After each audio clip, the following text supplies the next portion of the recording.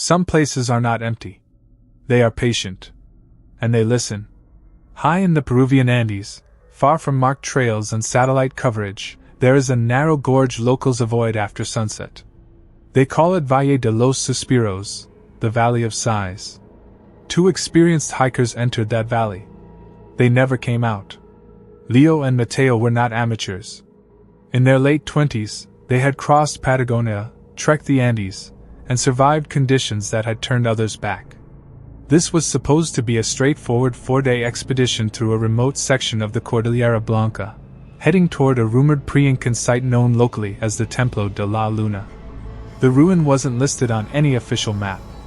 Leo learned about it from a quiet, watchful old man in a Juarez hostel who sketched the route on a napkin and offered a warning he repeated twice. The valley listens, and after dusk, no one should raise their voice. Mateo laughed it off as folklore meant to scare tourists. The first day of the trek was breathtaking. Snow-dusted peaks cut into a flawless sky. Emerald lagoons reflected the mountains with mirror clarity. The air was so thin and clean it burned the lungs. Leo documented everything in his journal, careful and methodical. But on the second day, as they descended into a narrow gorge, the landscape changed. The open vistas folded inward. The sky narrowed to a ribbon of gray above steep, moss-dark stone walls. Strange thorn plants clung to the rock, drinking the mist as if it were nourishment. The light took on a greenish tint, like being underwater. The temperature dropped sharply, though their altitude hadn't changed much at all. The silence deepened. It wasn't the absence of sound, it was the presence of it. Even their footsteps began to echo, but not quite correctly. The sound lagged behind them, just a fraction of a second too late, as if the valley were repeating their movements after thinking about them. That night, they made camp beside a dark, peat-brown stream. Mateo checked his GPS watch. It fizzed with static and died, the screen freezing on a string of impossible coordinates. The backup handheld unit failed seconds later. Irritated but not alarmed, they turned to the compass.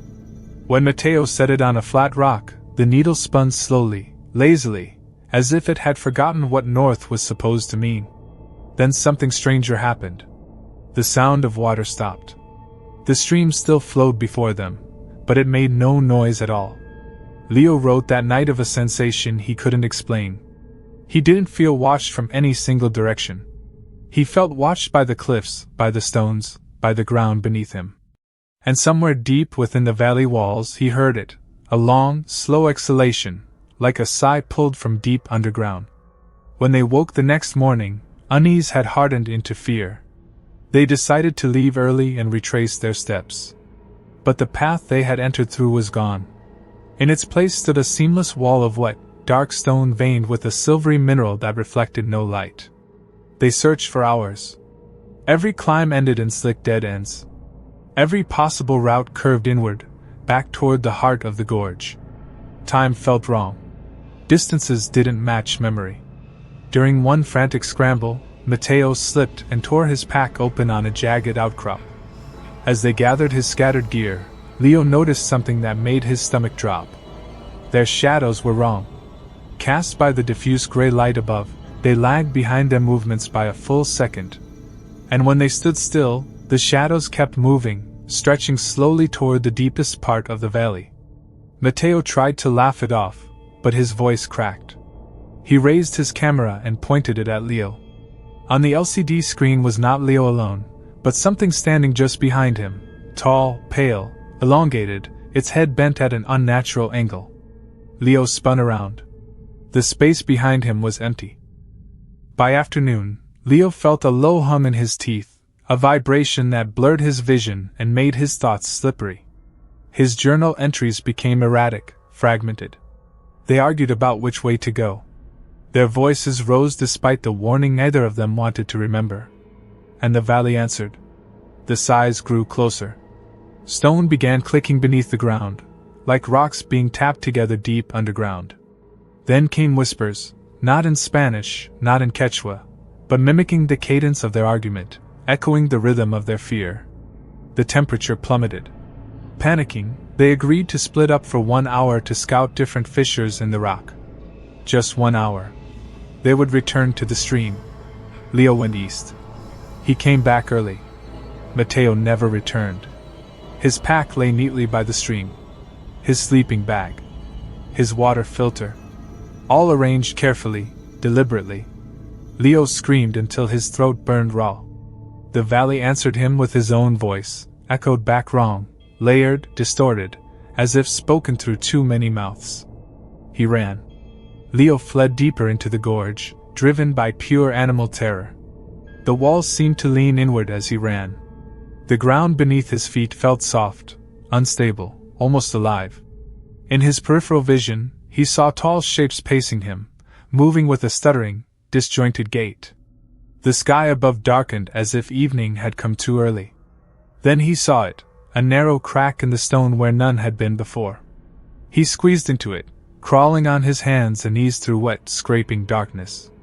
Behind him, something moved smoothly through the rock. Stone clicked and shifted.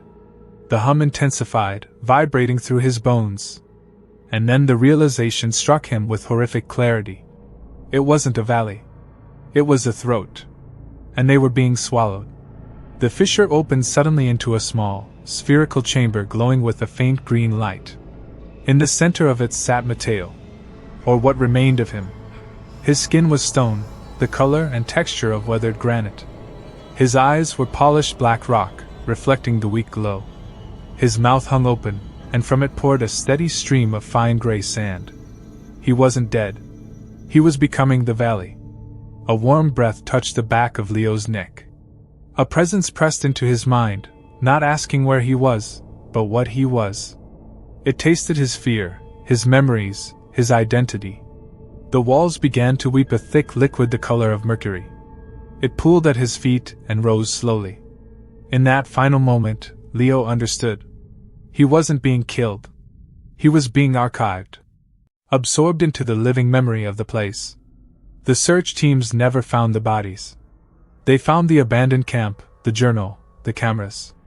One image showed Leo's terrified face, perfectly focused, taken from inside the rock behind him.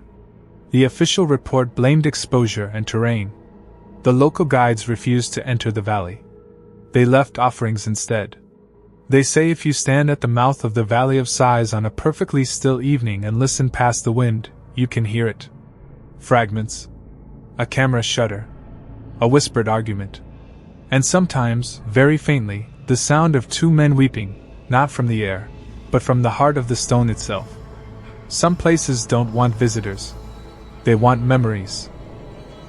If you stayed with this story until the end, thank you. It means more than you know.